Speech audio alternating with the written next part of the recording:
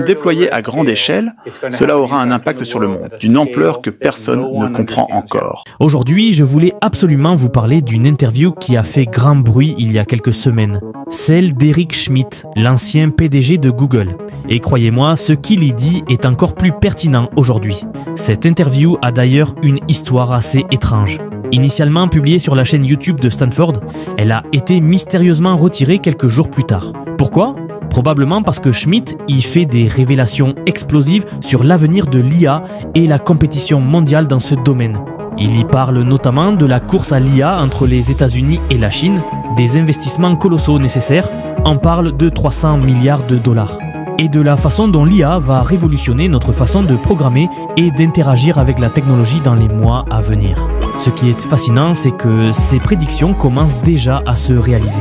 C'est pour ça que je tenais à vous repartager cette interview. Chaque semaine qui passe ne fait que confirmer l'importance de ce qu'il a dit. Alors, installez-vous bien et profitez des passages les plus marquants de cette interview qui, j'en suis sûr, va vous passionner autant que moi. Dès l'année prochaine, vous allez voir apparaître de très grandes fenêtres de contexte. Vous verrez aussi des agents et la transformation du texte en action. Quand ces technologies seront déployées à grande échelle, leur impact sur le monde sera d'une ampleur que personne ne comprend encore. Cet impact sera bien plus important que celui déjà désastreux que nous avons connu avec les réseaux sociaux. Voici pourquoi, dans une fenêtre de contexte, vous pouvez utiliser cela comme mémoire à court terme.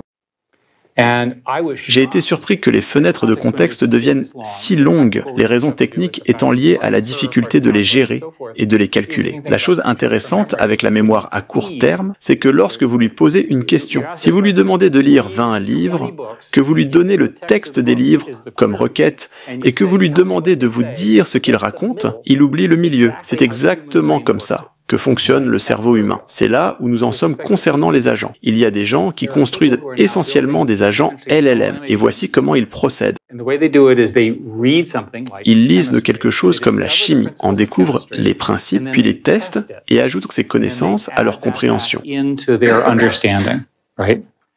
C'est extrêmement puissant. Et puis, il y a le troisième élément, comme je l'ai mentionné, la transformation du texte en action. Je vais vous donner un exemple. Le gouvernement essaie d'interdire TikTok. Nous verrons si cela se produira réellement. Si TikTok est interdit, voici ce que je propose que chacun d'entre vous fasse. Dites à votre LLM ce qui suit.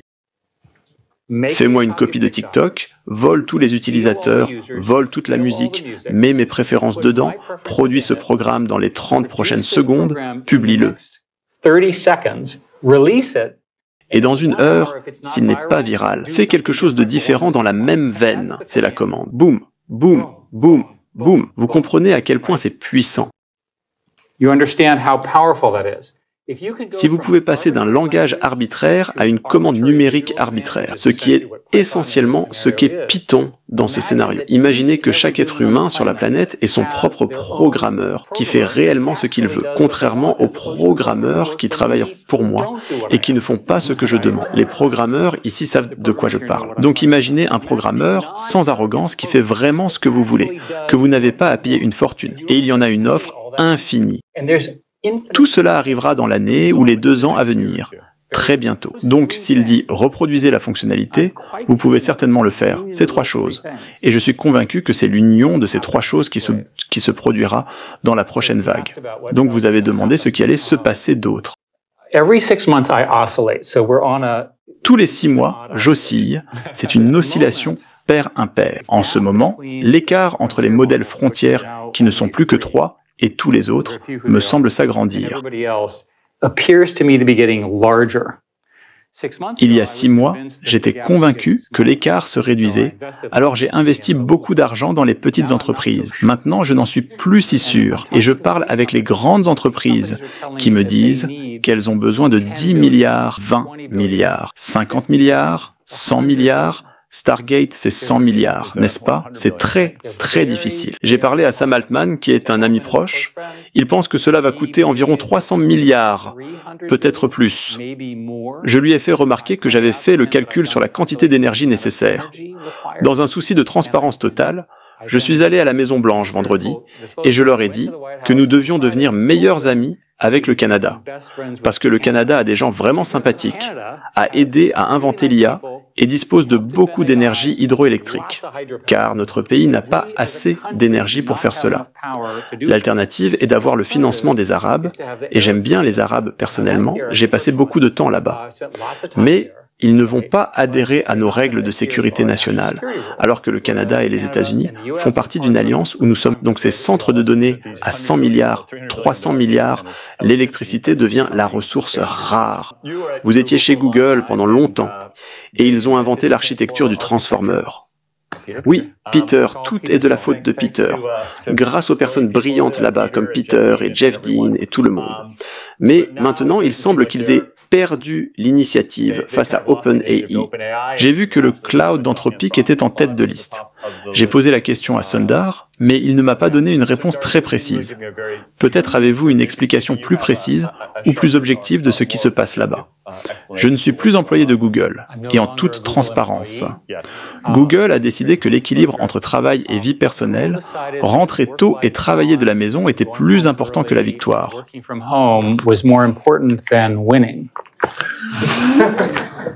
D'accord, c'est cette phrase qui l'a mis dans l'embarras. Elle était partout, sur Twitter, dans les médias, quand il a dit que Google privilégiait l'équilibre entre travail et vie personnelle, rentrer tôt, ne pas travailler aussi dur que la concurrence plutôt que la victoire. Ils ont choisi l'équilibre entre travail et vie personnelle plutôt que la victoire. Et c'est une perception assez commune de Google. La raison pour laquelle les startups fonctionnent, c'est parce que les gens travaillent comme des forcenés. Et je suis désolé d'être aussi direct, mais la réalité est que si vous quittez tous l'université pour créer une entreprise, vous n'allez pas laisser les gens travailler de chez eux et ne venir qu'1 jour par semaine si vous voulez rivaliser avec les autres startups. Dans les premiers jours de Google, Microsoft était comme ça, exactement. Mais maintenant, il semble y avoir une longue histoire dans notre industrie d'entreprise qui gagne de manière vraiment créative et domine un espace sans réussir la transition suivante. C'est très bien, ce serait bien documenté. Et je pense que la vérité est que les fondateurs sont spéciaux. Ils doivent être aux commandes, ils sont difficiles à gérer, ils poussent les gens à bout. Autant on peut ne pas aimer le comportement personnel d'Elon, regardez ce qu'il obtient des gens.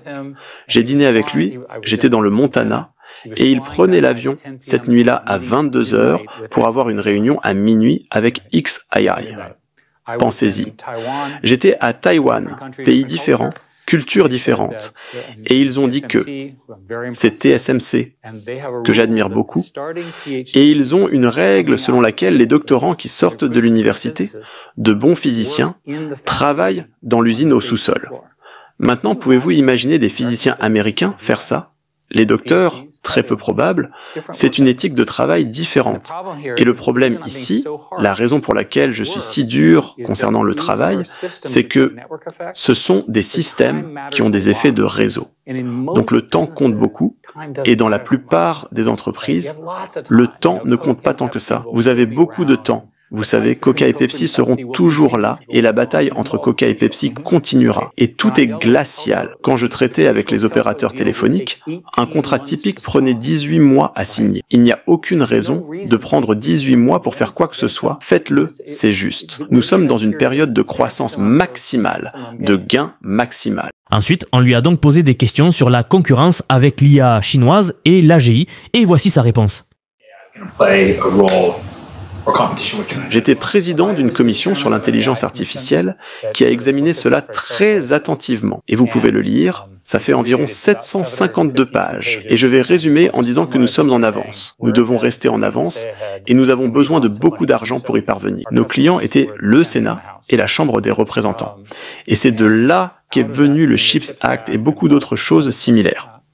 Le scénario global est que si vous supposez que les modèles frontières progressent avec quelques modèles open source, il est probable que très peu d'entreprises puissent participer à ce jeu.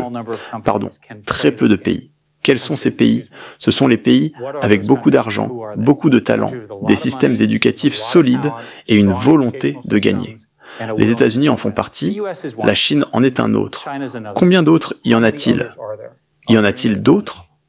Je ne sais pas. peut-être, mais certainement dans vos vies, la bataille entre les États-Unis et la Chine pour la suprématie des connaissances sera le grand combat.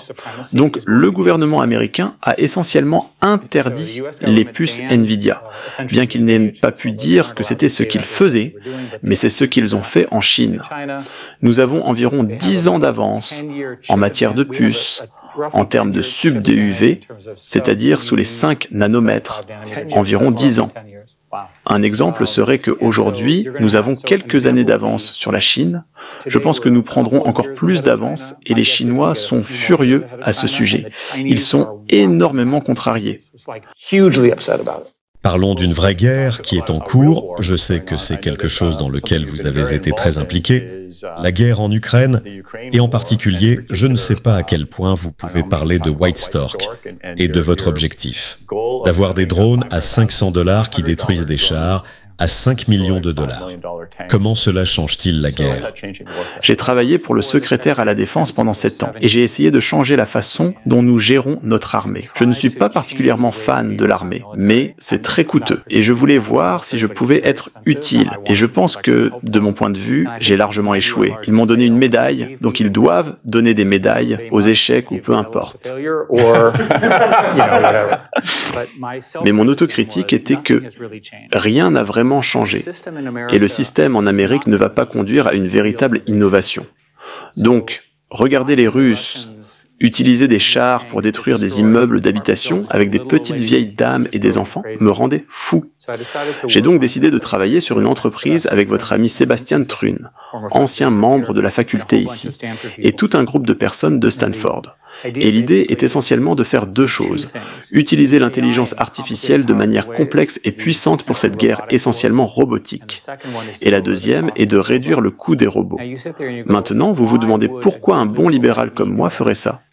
Et la réponse est que toute la théorie des armées repose sur les chars, l'artillerie et les mortiers, et nous pouvons tous les éliminer. Alors ce dont il parle ici, c'est que l'Ukraine a pu créer des drones vraiment bon marché et simples. En dépensant seulement quelques centaines de dollars, l'Ukraine crée des drones imprimés en 3D qui transportent une bombe, la larguent sur un char d'1 million de dollars. Et ils ont pu le faire encore et encore. Il y a donc cette guerre asymétrique qui se déroule entre les drones et l'artillerie plus traditionnelle. Il y avait un article que vous, Henry Kissinger et Dan Huttenlecker avez écrit l'année dernière sur la nature de la connaissance et son évolution. J'ai eu une discussion à ce sujet l'autre soir. Pendant la majeure partie de l'histoire, les humains avaient une compréhension mystique de l'univers. Puis il y a eu la révolution scientifique et les Lumières, et dans votre article, vous soutenez que maintenant ces modèles deviennent si compliqués et difficiles à comprendre que nous ne savons pas vraiment ce qui se passe. Je vais citer Richard Feynman qui dit « Ce que je ne peux pas créer, je ne le comprends pas ». J'ai vu cette citation l'autre jour, mais maintenant les gens créent des choses qu'ils peuvent créer, mais qu'ils ne comprennent pas vraiment de l'intérieur. La nature de la connaissance est-elle en train de changer? Allons-nous devoir commencer à faire confiance à ces modèles sans qu'ils puissent nous expliquer? L'analogie que je propose est celle des adolescents. Si vous avez un adolescent, vous savez qu'il est humain, mais vous n'arrivez pas vraiment à comprendre ce qu'il pense. Mais d'une manière ou d'une autre, nous avons réussi dans la société à nous adapter à la présence des adolescents. Et ils finissent par en sortir. Je suis sérieux. Il est probable que nous aurons des systèmes de connaissances que nous ne pourrons pas entièrement caractériser. Mais nous comprenons leurs limites. Nous comprenons les limites de ce qu'ils peuvent faire. C'est probablement le meilleur résultat que nous puissions obtenir. Pensez-vous que nous comprendrons les limites? Nous deviendrons assez bons pour ça. Alors là, il fait référence à la façon dont les grands modèles de langage fonctionnent, qui est essentiellement une boîte noire. Vous entrez une requête, vous obtenez une réponse, mais nous ne savons pas pourquoi certains nœuds de l'algorithme s'allument, et nous ne savons pas exactement comment les réponses sont générées. C'est vraiment une boîte noire. Il y a beaucoup de travail en cours pour essayer de dévoiler ce qui se passe derrière le rideau, mais nous ne savons tout simplement pas. Le consensus de mon groupe qui se réunit chaque semaine est qu'éventuellement, ce qu'on appelle l'IA adversaire fonctionnera ainsi. Il y aura des entreprises que vous embaucherez et paierez pour essayer de casser votre système d'IA. Donc au lieu d'équipes humaines rouges, comme c'est le cas aujourd'hui, vous aurez des entreprises entières et toute une industrie de systèmes d'IA dont le travail sera de casser les systèmes d'IA existants et de trouver leurs vulnérabilités en particulier les connaissances qu'ils ont et que nous n'arrivons pas à comprendre. Cela me semble logique. C'est aussi un excellent projet pour vous ici à Stanford. Parce que si vous avez un étudiant diplômé qui doit comprendre comment attaquer l'un de ces grands modèles et comprendre ce qu'il fait, c'est une excellente compétence pour construire la prochaine génération. Donc il me semble logique que les deux évoluent ensemble.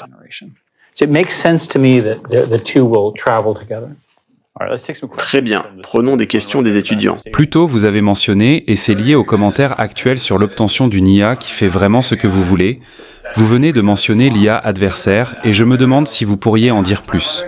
Donc cela semble être, outre le fait évident que la puissance de calcul augmentera et que nous obtiendrons des modèles plus performants, mais les faire faire ce que vous voulez semble être un problème totalement non résolu à mon avis. Eh bien, il faut supposer que les problèmes actuels d'hallucination diminueront à mesure que la technologie s'améliorera. Je ne suggère pas qu'ils disparaîtront. Et vous devez aussi supposer qu'il y a des tests d'efficacité. Il doit y avoir un moyen de savoir si la chose a réussi.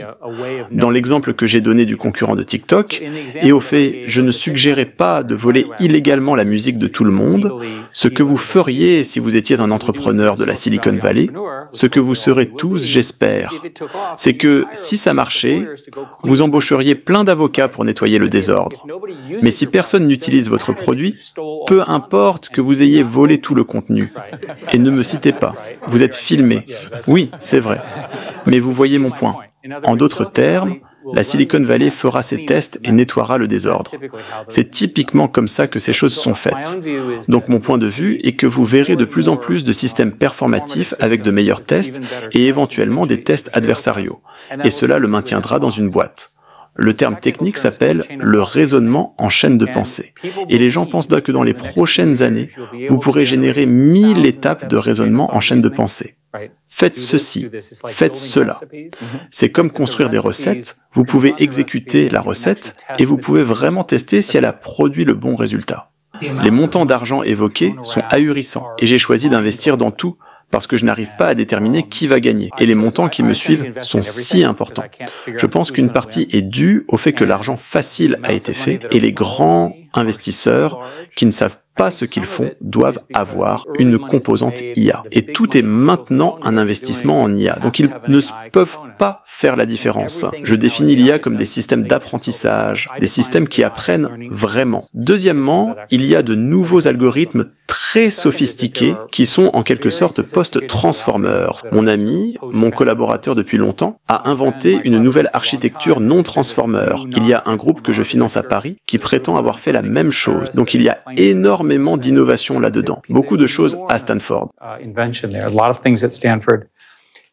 Et la dernière chose, c'est qu'il y a une croyance sur le marché que l'invention de l'intelligence a un retour infini. Donc disons que vous mettez 50 milliards de dollars de capital dans une entreprise. Vous devez générer énormément d'argent à partir de l'intelligence pour rentabiliser cela. Il est donc probable que nous traverserons une énorme bulle d'investissement, puis cela se régulera. Ça a toujours été vrai dans le passé, et c'est probablement vrai ici aussi. Vous pensez que les leaders s'éloignent du reste des gens en ce moment?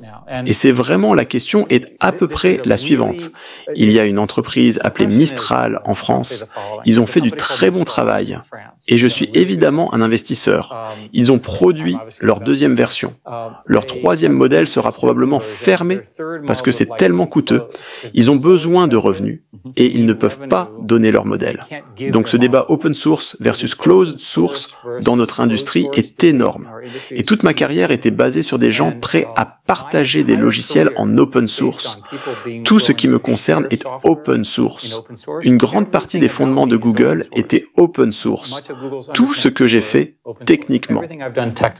Tout ce que j'ai fait techniquement. Et pourtant, il se peut que les coûts en capital, qui sont si immenses, changent fondamentalement la façon dont les logiciels sont construits. Mon propre point de vue sur les programmeurs est que leur productivité va au moins doubler. Il y a 3 ou 4 entreprises de logiciels qui essaient de faire ça. J'ai investi dans toutes, dans l'esprit, et elles essayent toutes de rendre les programmeurs plus productifs. La plus intéressante que je viens de rencontrer s'appelle Augment. Et je pense toujours à un programmeur individuel et ils ont dit que ce n'est pas notre cible. Notre cible, ce sont ces équipes de 100 programmeurs travaillant sur des millions de lignes de code où personne ne sait ce qui se passe. Eh bien, c'est vraiment une bonne chose pour l'IA. Vont-ils gagner de l'argent? J'espère. Bonjour. Donc au tout début, vous avez mentionné que la combinaison de l'expansion de la fenêtre de contexte, des agents et du texte en action va avoir des impacts inimaginables. Premièrement, pourquoi la combinaison est-elle importante? Et deuxièmement, je sais que vous n'avez pas de boule de cristal et que vous ne pouvez pas nécessairement prédire l'avenir. Mais pourquoi pensez-vous que c'est au-delà de tout ce que nous pourrions imaginer? Je pense largement parce que la fenêtre de contexte vous permet de résoudre le problème de la récence. Les modèles actuels prennent 1 an à entraîner. Environ 6 à 6, c'est 18 mois. 6 mois de préparation, 6 mois d'entraînement, 6 mois d'ajustement fin. Donc ils sont toujours obsolètes. Avec la fenêtre de contexte, vous pouvez alimenter ce qui s'est passé, comme vous pouvez lui poser des questions sur la guerre Hamas-Israël, dans un contexte qui est très puissant. Il devient actuel comme Google. Oui, c'est essentiellement comme ça que fonctionne SearchGPT. Par exemple, le nouveau produit de recherche d'OpenAI peut parcourir le web, extraire les données du web, puis prendre toutes ces informations et les mettre dans la fenêtre de contexte. C'est la récence dont il parle. Dans le cas des agents, je vais vous donner un exemple. J'ai créé une fondation qui finance une organisation à but non lucratif qui commence. Je ne sais pas s'il y a des chimistes dans la salle. Je ne comprends pas vraiment la chimie. Il y a un outil appelé ShemCrow. C'était un système basé sur LLM qui a appris la chimie. Et ce qu'ils font, c'est qu'ils l'utilisent pour générer des hypothèses chimiques sur les protéines. Et ils ont un laboratoire qui effectue les tests pendant la nuit, et puis il apprend. C'est un énorme accélérateur en chimie, en sciences des matériaux, et ainsi de suite. Donc c'est un modèle d'agent. Et je pense que le texte en action peut être compris simplement en ayant beaucoup de programmeurs pas chers. Et je ne pense pas que nous comprenions ce qui se passe. Et c'est encore une fois votre domaine d'expertise. Que se passe-t-il quand tout le monde a son propre programmeur? Et je ne parle pas d'allumer et d'éteindre les « Vous savez, j'imagine un autre exemple. Pour une raison quelconque, vous n'aimez pas Google. Alors vous dites, construis-moi un concurrent de Google. Cherche sur le web, construis une interface utilisateur, fais une bonne copie, ajoute l'IA générative d'une manière intéressante. Fais-le en 30 secondes et voyons si ça marche. Donc beaucoup de gens pensent que les acteurs établis, y compris Google, sont vulnérables à ce genre d'attaque. On verra bien. Comment pouvons-nous empêcher l'IA d'influencer l'opinion publique par la désinformation, en particulier pendant les prochaines élections? Quelles sont les solutions à court et long terme? La plupart de la désinformation dans ces prochaines élections, et globalement, sera sur les réseaux sociaux, et les entreprises de réseaux sociaux ne sont pas assez bien organisées pour la contrôler. Si vous regardez TikTok, par exemple, il y a beaucoup d'accusations selon lesquelles TikTok favorise un type de désinformation plutôt qu'un autre. Et il y a beaucoup de gens qui affirment, sans preuve dont j'ai connaissance, que les Chinois les forcent à le faire. Je pense que nous avons un vrai problème ici, et le pays va devoir apprendre la pensée critique. Cela peut être un défi impossible pour les États-Unis, mais le fait que quelqu'un vous ait dit quelque chose ne signifie pas que c'est vrai. Je pense que la plus grande menace pour la démocratie est la désinformation, parce que nous allons devenir vraiment bons dans ce domaine. Quand je dirigeais YouTube, les plus gros problèmes que nous avions étaient que les gens téléchargeaient de fausses vidéos et des gens mouraient en conséquence. Et nous avions une politique de non-mortalité. Choquant? Oui. Je suis vraiment curieuse à propos de la génération de texte, du LLM et de son impact sur, par exemple, l'enseignement de l'informatique. Je me demande ce que vous pensez de la façon dont l'enseignement de l'informatique devrait se transformer pour s'adapter à cette époque. Eh bien, je suppose que les informaticiens, en tant que groupe à l'université, auront toujours un copain programmeur avec eux. Donc, quand vous apprenez votre première boucle for et ainsi de suite, vous aurez un outil qui sera votre partenaire naturel. Et c'est comme ça que l'enseignement se déroulera. Le professeur parlera des concepts, mais vous interagirez de cette façon. C'est mon hypothèse. Le pays le plus intéressant est l'Inde, parce que les meilleurs experts en IA viennent d'Inde aux États-Unis, et nous devrions laisser l'Inde garder une partie de ses meilleurs talents. Pas tous, mais certains. Et ils n'ont pas le type d'installation et de programme de formation que nous avons si richement ici. Pour moi, l'Inde est l'état pivote à cet égard. La Chine est perdue. Elle ne reviendra pas. Ils ne vont pas changer de régime autant que les gens le souhaitent. Le Japon et la Corée sont clairement dans notre camp. Taïwan est un pays fantastique dont les logiciels sont terribles, donc ça ne marchera pas. Du matériel incroyable. Et dans le reste du monde, Il n'y a pas beaucoup d'autres bons choix qui soient importants. L'Europe est dans le pétrin à cause de Bruxelles. Ce n'est pas nouveau. J'ai passé 10 ans à les combattre et j'ai travaillé très dur pour qu'ils corrigent la loi européenne. Et ils ont toujours toutes les restrictions qui rendent très difficile de faire notre type de recherche en Europe. Mes amis français passent tout leur temps à se battre contre Bruxelles et Macron, qui est un ami personnel, se bat dur pour ça. Et donc la France, je pense, a une chance. Je ne vois pas l'Allemagne venir et le reste n'est pas assez grand. Étant donné les capacités que vous envisagez pour ces modèles, devrions-nous encore passer du temps à apprendre à coder? Oui. Et voilà, on arrive à la fin de cette vidéo. Comme vous avez pu le voir, l'avenir de l'IA s'annonce assez dingue. En gros, retenez 3 choses principales. Les IA vont pouvoir traiter beaucoup plus d'informations à la fois. Elles vont devenir de vrais agents autonomes qui apprennent et agissent par elles-mêmes. Et surtout, elles vont pouvoir transformer directement nos idées en actions concrètes. C'est à la fois excitant et un peu flippant, surtout quand on pense aux montants astronomiques investis. On parle de centaines de milliards de dollars. Et aux enjeux comme la désinformation ou l'impact sur nos emplois. Si cette vidéo vous a intéressé et que vous voulez mieux comprendre ce qui nous attend avec l'IA, n'hésitez pas à liker et à vous abonner à la chaîne. J'essaie de décrypter régulièrement ces sujets complexes pour vous les rendre plus accessibles. Dites-moi en commentaire ce que vous en pensez. Est-ce que vous êtes plutôt enthousiaste ou inquiet face à ces développements? On se retrouve dans la prochaine vidéo. Merci d'avoir regardé jusqu'au bout et je vous laisse avec une nouvelle vidéo du...